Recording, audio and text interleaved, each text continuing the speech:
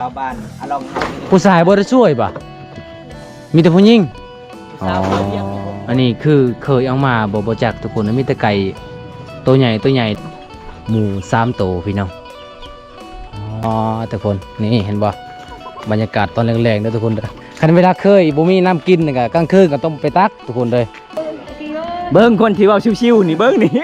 เอาทุกคนตอนนี้ก็ข้อยเองก็อยู่ที่หมู่บ้านแกงเอาลองเด้อทุกคนเด้ออยู่ที่หมู่บ้านแกงเอาลองเพราะว่ามื้อนี้ก็มีงานดองทุกคนมีการกะเกี่ยมงานดองสาวน้อยจักสาวน้อยจักสาวใหญ่ทุกคนก็บ่วงก็บ่ค่อยได้ถ่ายแต่ว่าบ่าวบนตาถ่ายแล้วทุกคนเอาอันนี้คือภาพบรรยากาศเด้อทุกคนเด้อภาพบรรยากาศตอนแรงๆพี่น้อง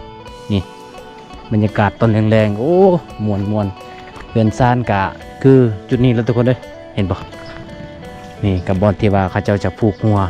แม่นงัวเคยเอามากับบ่จักทุกคนเลยเห็นบ่ผูกตัวเดียวนี่ตามประเพณีบ้านเฮาทุกคน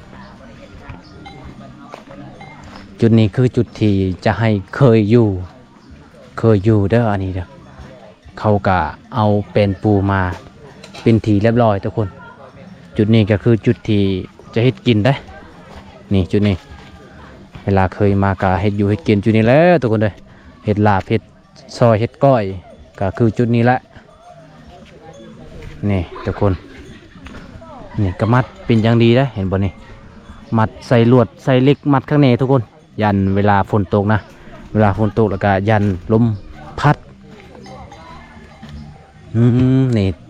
คือผู้สาวลายเลยทุกคนเลยผู้สา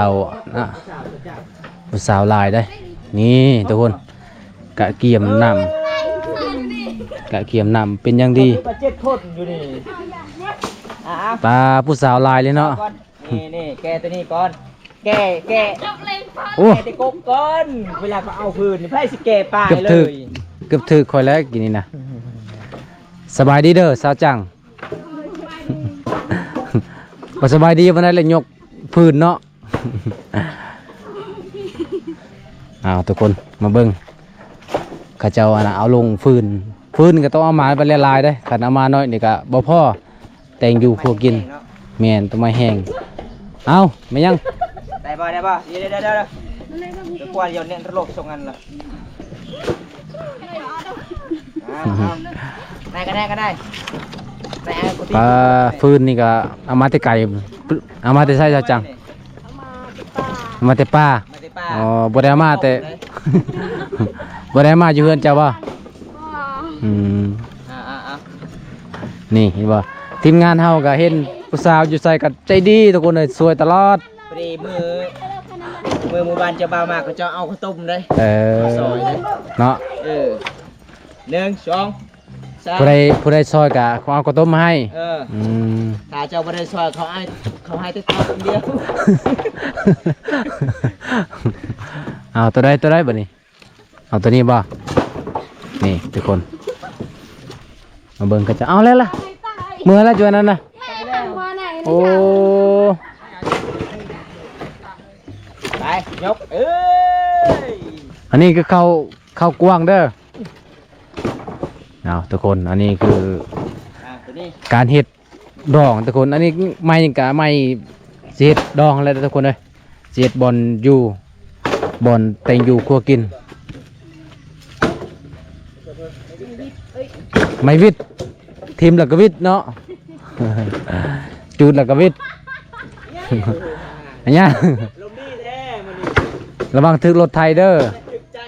ฮ่านี่แหละทุกคนเลยเพื่อสีเฮ็ดดองกับบริเวณเรื่องง่ายทุกคนโอ้พอเรายาวไม่นี่มันจะลักเอาบ่ ภาษาจังมันลักเอาบ่ไม่ลักเอาเนาะเอาพื้นลักเอาเลยอ๋อจะเอาอยู่ดินคอยนี่คอยตกไม้แน่นอนกินเมียคอย10 ปีจึงคอยเอามือส่งอยู่เฮือนพ่อแม่ขันจะลักเป็นนี่คอยสิพาจะไปลักธนาคารแล้วหมู่จะไปเลยเนาะย่านนี่เนาะยันกล่องซอยผู้สาวกินกันดอกล ลังจากเขาเจ้าเฮ็ดงานดองสำเร็จผู้สาวต้องได้ถ้วยเลยทุกคน นั่นบ่ มีเงินอีก มีเงินอีก 50,000 กีบ อ๋อคิดว่า50 ล้าน แรงเด้อชาวเพิ่มผู้สาว5,000เด้อ แบ่งในเด้อแบ่งในเด้อ ได้4ใบกับแบ่งผู้ละซอง ข้าวต้มเด้อแกมาบ้านหนักๆเลยทุกคนเลยถ้าว่าแบกหรือว่าอ่องใส่ลังเนี่ยโอ้ยเป็น2-3 มื้อพุ่นแหละซ้ำนี้นะ อ้องกุยเอา กุยกับอ่องคือกันนั่นแหละอ๋อทุกคนเลยเมื่อได้เคยมาสัจจังวันอาทิตย์มื้อนี้วันเสาร์บ่วันศุกร์อ๋อจำบ่ได้แล้วพี่น้อง จำบ่ได้แล้วมื้อนี้วันศุกร์มื้ออื่นวันเสาร์มื้อฮือวันอาทิตย์เคยมาเอ้าจังได้สาวจังกับเกมแอลแล้วบัดนี้เนาะเต้นแล้ว เต้นแอโรบิกถ้าบ่เต้นเขาก็เอิ้นชื่อเฮ็ดจังได้เนาะเป็นกับเป็นไทครูแหละสุดท้าย2 คนเช้าๆเนาะโอ้ย งูเจ้านี่ใจลายเลย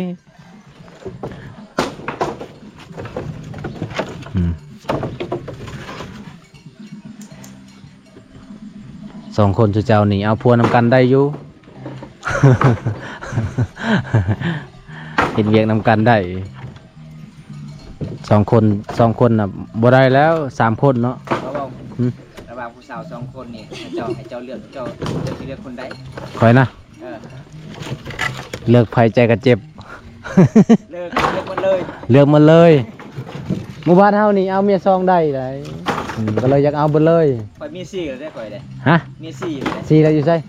เอ้ยอยู่นี่สอบเลย อยู่ไส เอาเพิ่งผู้สาวขยันไปเอาไว้สาวบ้านอารมณ์เฮามี ผู้ชายบ่ได้ช่วยป่ะมีแต่ผู้หญิง ผู้สาวเขาเรียกมี6 คนนะ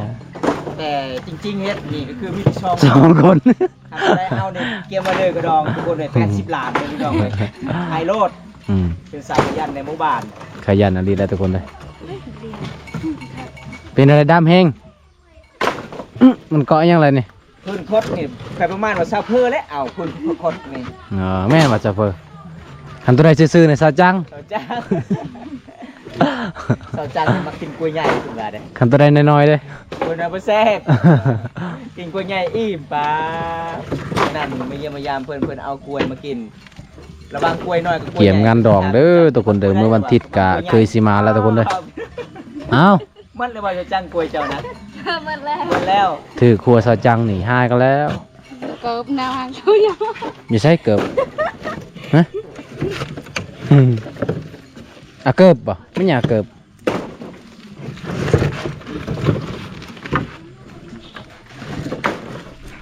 บ่วงนี่อยู่ไกลกับผู้สาวบ่ได้ซอยเลยเนาะ บริซอยเลยค่อยก็ ผู้สาวนี่เขาเอาน้ำมาฮดใส่เลย เอาน้ำมาเป็นยังเอาดำนี่มาทาชนะนี่ เอา ซอยกันเลยเอามีเฮว่าไปนอนกลางคืนพอดีพันเห็น เอาเรียบร้อยเบิดบ่เขาดังซ้ำนี่นะฮะเบิดบ่ซ้ำนี่นะฟืนซ้ำนี่นะโอ้คือมาดังหลายแท้เนาะ มือต้มข้าวต้มบ่ มือต้มข้าวต้มมือฮือกะเคยมา หลังจากเอาพื้นแล้วสิพาอ้ายไปไสพาอ้ายไปอาบน้ำแล้วพาสิพาอ้ายไปเยี่ยมมดแดง เมื่อยบ่เนาะเมื่อยเนาะเบิ่งบ่น้องเหือจนเต็มหน้าเต็มตาน้องเลย ข่อยบ่ได้สังเกตเหือข่อยเบิ่งสาวจังน่ะขาดแล้วพี่น้องเอ้ยแนมดูทางนี้แต่นี่ขาดเลยเห็นบ่ เจ้าจัง พื้น เจ้า เกาะ เพิ่งมื้ออื่นนี่ต้องซื้อแพ็คใหญ่ๆเลยเด้อซักเสื้อผ้าก่อน สุดนี้เคยมาแล้วบ่ผ่าน เวลาเคยมานี่น้องติงโตงามจนหลงเด้ งามบ่ ปลาเบิ่งหมู่ของน้องนี่เรียกให้เรียกมันเด้อทุกคนทางนั้นก็จะเอาไปเอาน้ำกิน ไปตักน้ำเนาะ ส่วนน้องสองคนเนี่ยบ่ได้ไปตักน้ำน้ำเขาเจ้าบ่ตักคือกัน ตักคือกัน เอา ไปแล้วไหม ไปตักคืออยู่จุดนี้เนาะ อยากจะเอาไปแล้วไหม พักก่อน ก่อน บ่ หายใจแป๊บ 2 นาทีลืมไหมมือก่อนไอ้ยังมือก่อนอะลีก่อนบ่ เละเนาะอย่าเละเนาะ อิหยังซะจัง ยังไงเนี่ยน้องๆหัวนี่โอ้ย หมูกรอบเลยอย่าเอ้ย หมูกบ หมูโกมซะจังบ่หมูโกม ทุกคนเลย นี่น้ำล้างนี่นี่ เอาบรรยากาศยามแรกอยู่ที่บ้านแกงอลองเมืองนองเพชรในเขตพี่น้อง นี่ทุกคนอันนี้คือเป็นเฮือนของเจ้าสาวเด้อทุกคนเด้อเพราะว่าเฮือนก็ยังบ่ทันได้แอมเบิดก็เอาเพบัตรมาใส่ หมู่บ้านจะเบามา นี่ตามประเพณีบ้านเฮาพี่น้องนี่เห็นบ่ก็คือจะเฮ็ดแบบนี้แหละตามประเพณีบ้านเฮาบ่ขาดตัวนี้ก็ขาดบ่ได้ทุกคนก็เอิ้นว่าอีสังก็บ่ฮู้ละ สาวน้อยชาวใหญ่เฮ็ดดองจือ เฮ็ดดองเลยเนาะอ้าวงานดองสาวน้อยสาวใหญ่เด้อทุกคนเด้อ นี่สาวน้อยว่าสาวน้อยกับสาวใหญ่คือสภาพเลยแต่สาวใหญ่เนี่ยอายุ14ปีสาวน้อยเนี่ยอายุ13ปีแตกเลยทุกคนเลย แปลกเนาะไอแม่สาวใหญ่เนี่ยบ่ได้แล้วแต่เป็นสาวพระแพกแต่เกิดมือเดียวกัน แต่อายุบ่คือกัน บ่คือการอายุโอ้แปลกขนาดเลยส่วนสาวเพื่อกับสาวจังคือกันเลยเหมือนน่าได้ลูกนะ อันนี้นะคือซีเมนต์แบบตัวเก่าเลยเนาะอันนี้เนาะคันใดตัวเก่านี่ทุกคนเลยอากาศสิเฮ็ดก็สิเฮ็ดตัวใหม่อีกก็มาใส่จุดจินแหละ เช็ดจะดอง อันนี้จะเป็นเฮือนครัวของสาวน้อยสาวใหญ่เด้อทุกคนเด้ออีกบ่ล้นก็โอ้ไก่หลายแท้ปูทุกคนเลยอันนี้คือเคยเอามาบ่จักทุกคนมีแต่ไก่ตัวใหญ่ได้นี่อยู่นี่ก็คือหมู3ตัวพี่น้องอ๋ออันนี้ก็ขอไก่อีกเห็นบ่เบิ่งไก่จักโตวทุกคน1 2 3 4 5 6 7 8 9 10โอ้16โตวทุกคนทุกคนตอนนี้สาวจังก็สิได้ไปตักน้ำแล้วเด้อทุกคนเห็นบ่ยามแรงๆนี่เฮ็ดกระเปอร์นี่ลำบากเนาะสาวจังเนาะ เปิดได้เดียวแล้วอ่ะ กระเปอร์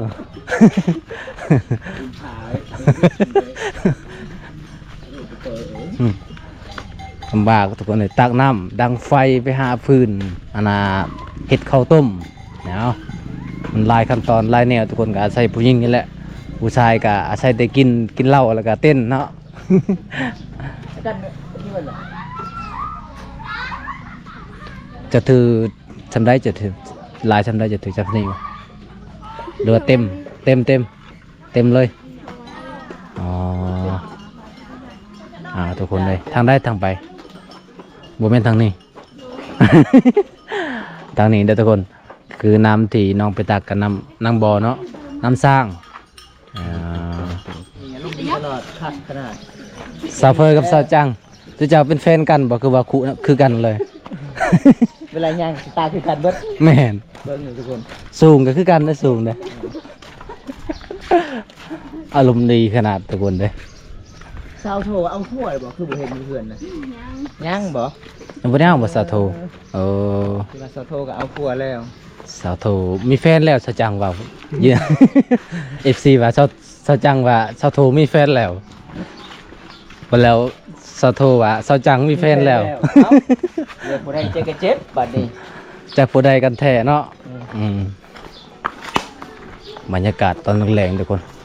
เป็นแต่มัวในหมู่บ้านนี่ เป็น เนาะ ตะมวนหลายนี่ก็เฮ็ดครัวแบบธรรมศาสตร์เอาทุกคนทางไปตักน้ำกับไกลเด้อทุกคน เดี๋ยวสิหอดบ่อน้ำที่ยังไปเอาไปเรื่องง่ายเลยทุกคน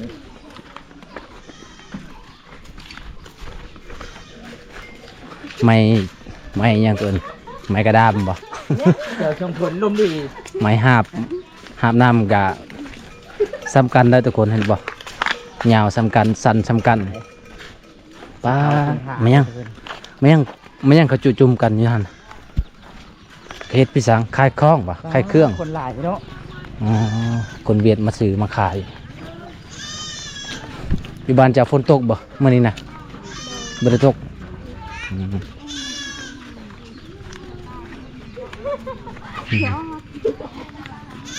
บรรยากาศตอนแรกนี่แหละทุกคนเลยบอลไปตักน้ำมาหอดจดถึงเลยทุกคนที่เก้านะ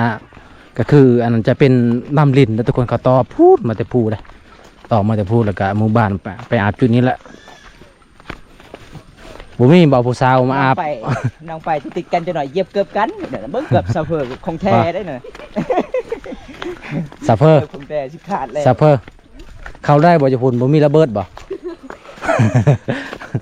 ฉะนั้นเขาวางระเบิดใส่แล้วตีกลับได้สวยนะ เอาตอนนี้ก็ฮอดบอลพี่น้องไปเอาน้ำแล้วทุกคนเลยแต่สาวบ้านอาบน้ำเฮากะสิรอถาน้องจุดนี้ก่อนมีคนอาบน้ำบ่ซะเพิ่น มีบ่อี อาบ ชิ น้ำบ่ ก็คือเสียงหูอาบน้ำเด้อทุกคน ตอนนี้จุดนี้แหละที่เขาเจะอาบน้ำว่าเฮา จุดนี้คือเย็นเลยได้อทุกคนเลยไม่กุ้งไม้นี่นะก็บ่คือบ่ได้ตัดได้ถ้าตัดนี่ก็มันก็บ่ได้ห่มได้เราจะเอาไว้แบบนี้แล้วทุกคน นี่ทุกคนเห็นบ่มักน้ำเต้ากับมักเดียวเนาะแล้วก็ใส่กระตุกไปพร้อม เอาเพิ่นแล่นนี่เด้อทุกคนเลยยามบ่ทันบางทีก็ลูกให้ก็มี นี่แหละทุกคนบรรยากาศตอนนี้แรกพุ่นเบิ่งเขาเจ้าตักนะบ่ได้แม่นเรื่องง่ายเลยญาติกันทุกคนเลยในหมู่บ้านนี่ก็คือจุดเดียวนั่นแหละ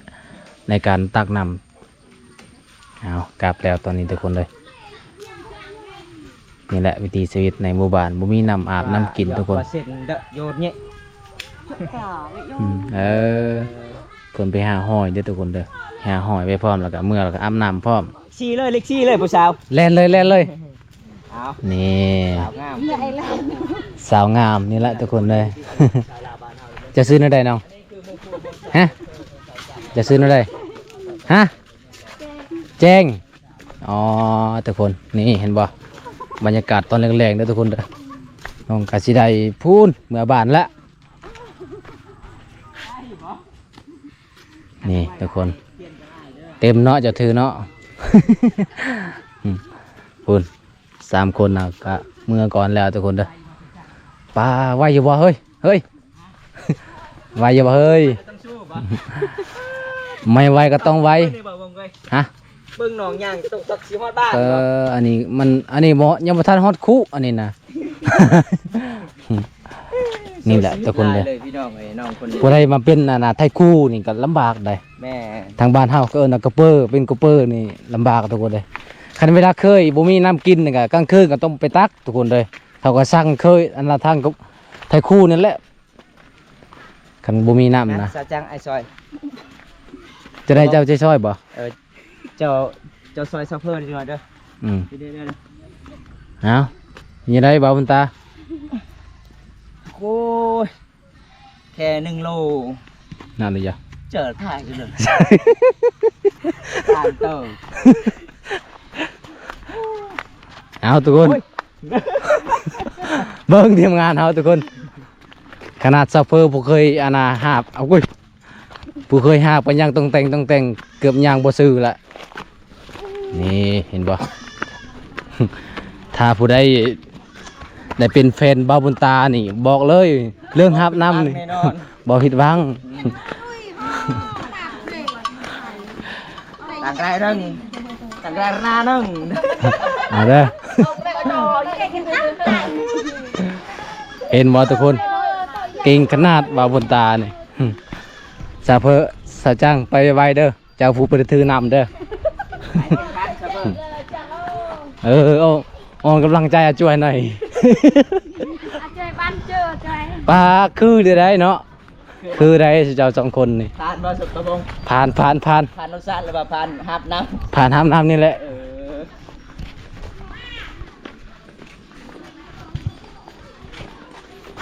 ำ นี่ทุกคนเห็นบ่เพื่อจิฮอดเฮือนโอ้บอกเลยคอยยันไม่ ตะบงจะไปได้ซอยซัพเปอร์ ไม่ ต้องให้ได้จะไปได้ซอย ไม่หาบนี่ก็ ซอย พอแห้งเลยคอยจับกล้องอยู่บ่ได้ 40 โลทุกคนเลย ความลำบาก คู่นี้40 โลมันนะ หนักเลยเนาะ ซาเฟอร์เนาะ คือบ่ได้ว่าเราต้องคอยไปแบบนี้แหละตอนตาตั้งแต่น้อยกับเพื่อนหับน้ำแบบนี้แหละมันต้องชีวิตสวยๆเนี่ย ทุกคนยังบ่ทันได้ฮอดได้ตอนนี้เลยเบิ่งโอ้ทันสิเนาะ2 คน 3 คนน่ะเนาะ ในบ้านเนี่ยเด้อ ไว้อยู่บ่ซาเฟอร์ไว้อยู่เนาะละลายขายย่อยอยู่นี่แหละทุกคนเลยการดำรงชีวิตในหมู่บ้านก็ลำบากหลายถ้าเฮ็ดงานดองอยู่ในเมืองนี่ก็คือแบบ เขาก็บ่ได้ลำบากปานใดนะมีน้ำใสน้ำกินก็มีอันนี้น้ำใสก็ต้องได้ไปดักจุดอื่นทุกคนเพื่อสิฮอดพุ่นก็ได้อยู่ประมาณสิเกือบ400-500 เมตรได้ทุกคนเลย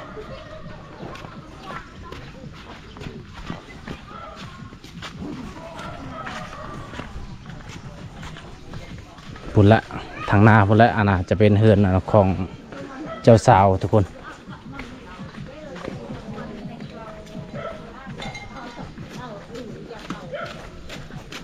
นี่ชาวบ้านก็เจ้ากานั่งรวมกันยามแรงๆ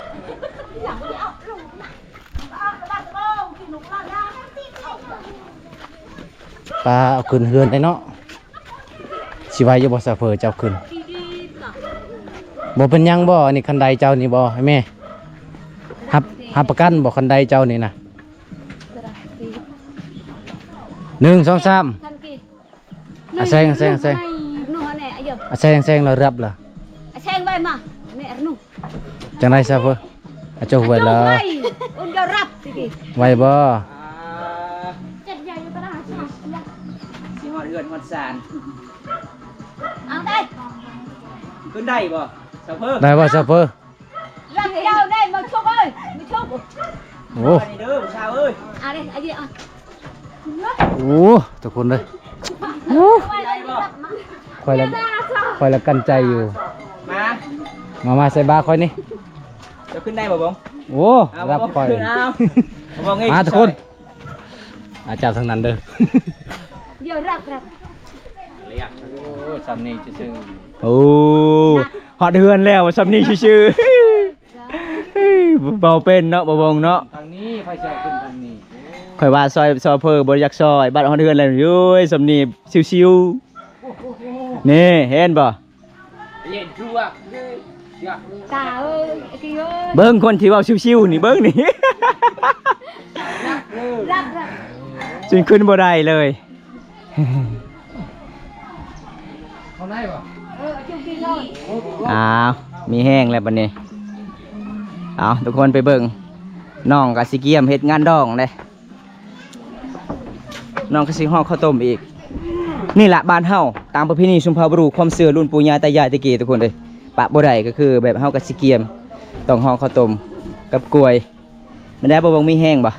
มีแห้ง มีแห้งเนาะ คืออะไรใครหน่อยอยู่ ผู้สาวบุได้กับใจเลย เด้อขับใจเด้อ นี่ เอาไปอยู่ไสฮะเอาไปอยู่ไส ไปยูซ่า อ๋ออยู่ศาลอยู่พี่เนาะบนบอนก็ที่บอนที่เอาไว้น้ำก็คือจุดนี้ทุกคนเย็นมุงปลายาข้างใน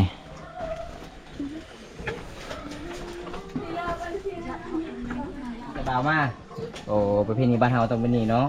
ขะดองเท่าใดขะดองซะหน่อยนี่ กระดองเท่าใด บ่ฮู้บ่ บ่ฮู้บ่ มีขวายบ่เนาะหรือว่ามีงัว บ่มีแต่แบ่ มีแต่แบหมูไก่เบิด เบิดเนาะ เซาจังจะว่าขะดองเจ้ามันน่ะ15ล้านเด้ เพิ่นเซาเพิ่น30บ่หลุดได้แม่เพิ่นว่า50ก็บ่หลุดอีกบัดนี้ นี่ เอาพี่น้องหยอกน้องทุกคนเลยน้องเป็นคนสู้ชีวิตเลยมามื้อนี้บ่ได้ไปเห็นสาวโทเห็นแต่สองคนสาวสวยบ้านแกงอะลองในบายซีด้วยน้อง บ๊ายบายเด้อมื้อหน้าพอกันใหม่ทุกคน จูติเด้อ ทุกคนตอนนี้ก็สิกลับบาทกลับซองแล้วทุกคนเพราะว่าหาบน้ำให้น้องน้อยเดียวทุกคนก็คืออะไรเขาย่อยเกือบบ่รอด บาทอันนึง ทุกคนจะได้คลิปนี้ก็สิปิดไว้เท่านี้ก่อนเด้อทุกคนคลิปหน้าก็มาพอกันใหม่หรือว่าฮอดมืองานแต่งก็สิได้อัปเดตให้ FC ทุกคนได้รับชมนำกันนะทุกคนเด้อ